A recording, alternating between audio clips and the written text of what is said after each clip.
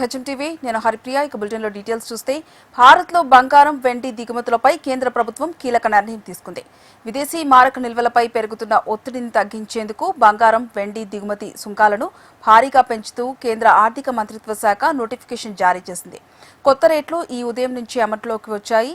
ప్రభుత్వం నిర్ణయం ప్రకారం ఇప్పటి వరకు 6% ఉన్న బంగారం వెండి దిగుమతి సుంకాన్ని 15% పెంచారు. ఇందులో 10% బేసిక్ కస్టమ్స్ డ్యూటీతో పాటు 5% agriculture infrastructure and development cess ఉంటుంది.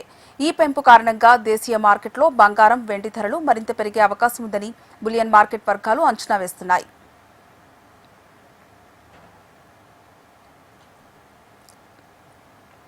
కేవలం బంగారం వెండి మాత్రమే కాకుండా ప్లాటినం అలాగే ఆభరణాల తయారీలో ఉపయోగించే హుక్స్, పిన్స్, స్క్రూబ్యాక్స్ వంటి విడిభాగాలపై కూడా కొత్త పన్ను రేట్లు వర్తించనున్నాయి. దీంతో జ్యువెలరీ తయారీ ఖర్చులు పెరిగే అవకాశం ఉందని వ్యాపారులు చెబుతున్నారు. భారత ప్రపంచంలో రెండో అతిపెద్ద బంగార వినియోగం దేశం.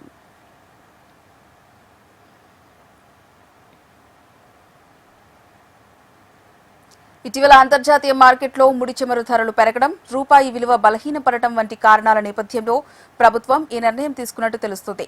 దిగుమతులను తగ్గించడం ద్వారా కరెంట్ అకౌంట్ డెఫిసిట్ ను నియంత్రించడం, రూపాయికి మద్దతు ఇవ్వడం ఈ నిర్ణయం లక్ష్యమని నిపుణులు అభిప్రాయపడుతున్నారు.